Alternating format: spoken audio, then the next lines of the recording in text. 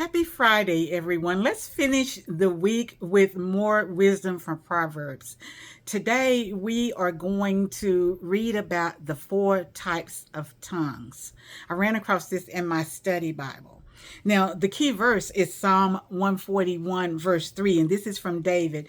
David pleaded with the Lord. He says, Lord, please take control of what I say. Oh, Lord, please guard my lips. He's saying, Lord, you know what? I kind of run off at the mouth sometimes. I need you to place the guard over these gates. Let me tell you about the four types of tongues. The first one is the controlled tongue. Says those with speech pattern who think before speaking. We know when silence is best, and we give wise advice. That's the controlled tongue. That's the one that every Christian strives for. Even when we mess up, we confess up and like, Lord, give us another chance. Here we go again. Now, the caring tongue. Those with this speech pattern, speak truthfully while seeking to encourage. That's another good kind of tongue. So your words are to edify, not tear down. And then there's the conniving tongue. Even that word sounds like, oh, we went left. Those with this speech pattern are filled with wrong motives, gossip, slander, and the desire to twist the truth. Sometimes they want to weave a story that's so spectacular that they'll just input lies. And sometimes those lies, when they're about others, causes slander and hurt. Let's not assume we know another person. We look at the outer appearance. Sometimes we're judging by actions. But the Lord knows our heart. He looks at our motives, the inner man. Then there's the careless tongue.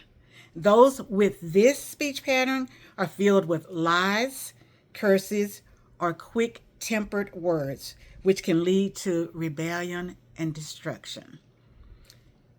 Which type of tongue do you pray to have?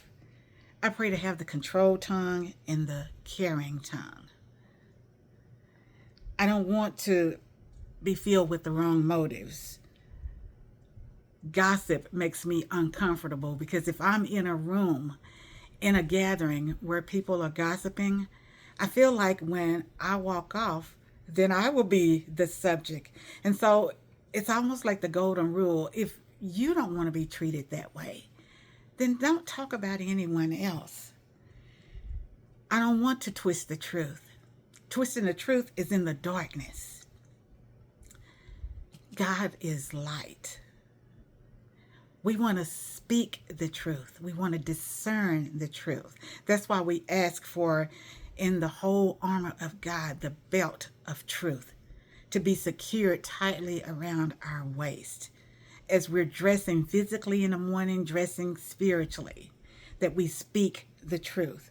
And then who wants to have the careless tongue? It's filled with lies, curses, quick-tempered, words that you just spout off, and they're meant to hurt. They can lead to rebellion and destruction. So what are the types that we want to have?